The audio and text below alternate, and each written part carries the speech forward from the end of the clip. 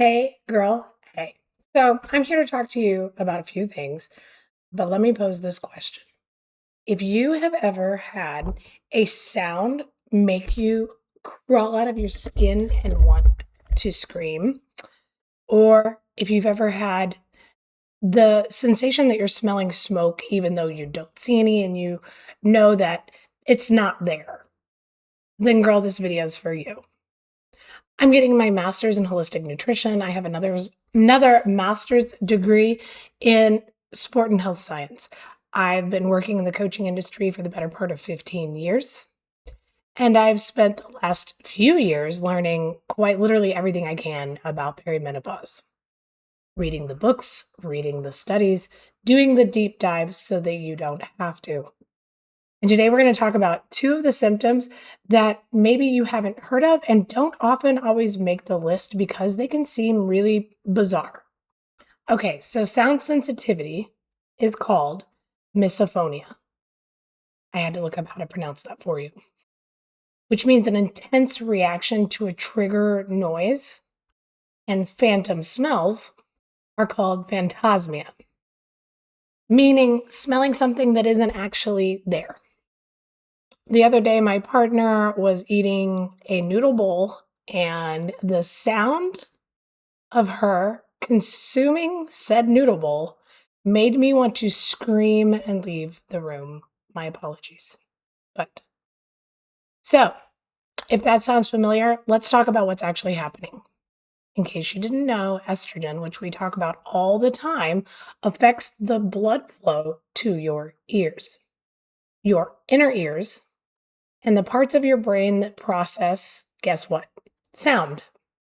So as your estrogen drops in perimenopause or fluctuates, which as we know happens all day, all the time, it seems.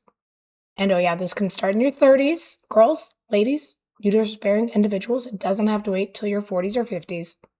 Your auditory pathway, your hearing, can become more sensitive because of the estrogen fluctuation. And for some of us, it shows up as tinnitus, which I do have, which is a ringing or buzzing in the ears with no outside sound causing it and no large sound that happened previous to it causing it immediately. And for others, it can show up as a low tolerance for sound. That quite often used to be background noise. That's how I feel about barking dogs. That's how I feel about the television. That's how I feel about other people's music. Yeah. And it's not just the ear. So serotonin and GABA, which are our calming hormones or calming chemicals in our brain, they also drop along with estrogen and progesterone. So a sound doesn't just register as annoying, which happens to me. This happens to me. It's not just annoying, it registers as a threat to your body. So that's why sometimes the chewing noise, let's stick with that one, can cause such an intense reaction in us. That's why it's more like rage than irritation. This morning, I was sitting at my desk in my home, not here, and I was doing some reality creation materialization work. And all of a sudden, I could just hear nothing but it felt like 4 or 5 dogs barking like 2 houses down. And it was so intensely loud. I had a moment of rage and then I reeled it back in, dialed it back in, and was like, I'm just going to choose to ignore it. And I got there. But man, those first couple seconds, I was like, I could be mean right now. All right, so we're going to move on to the next one. Phantom smells. Phantasmia. I have to keep looking at the pronunciation.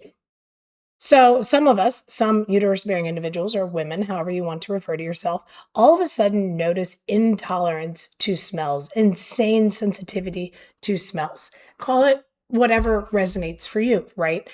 I am definitely that person.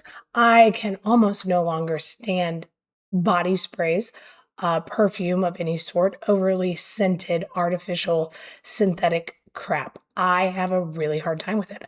Another thing that I can't stand is the smell of chocolate. And there's a lot of us out there reporting these smells are all of a sudden intense, you just can't stand them. And this is new. You've never felt this way before. It's starting to make you wonder if something's going on in your brain.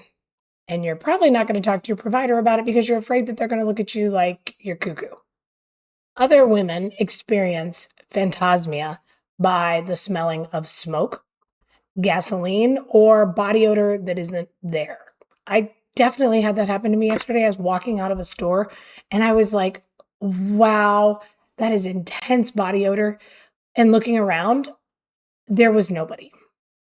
Now, this traces back to your nasal passages, your nasal tissue. So, again, as estrogen declines, as we go through perimenopause or estrogen fluctuates, as the fun cue, dog started barking. I should have just left it. Anyway, the mucous membranes in your nose start to get drier.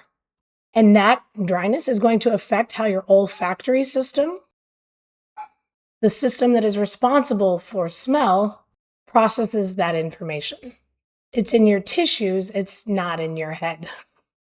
So if you've ever smelled cigarette smoke in a room that there should not be that smell at all, or caught a whiff of gas that nobody else noticed, that's likely potentially what's going on. So what can you do about it? There are a few things that may help. Staying hydrated. This is going to help more than people would think. Why? Because hydration supports your mucous membranes, which is where this is occurring for both your nose and your ears.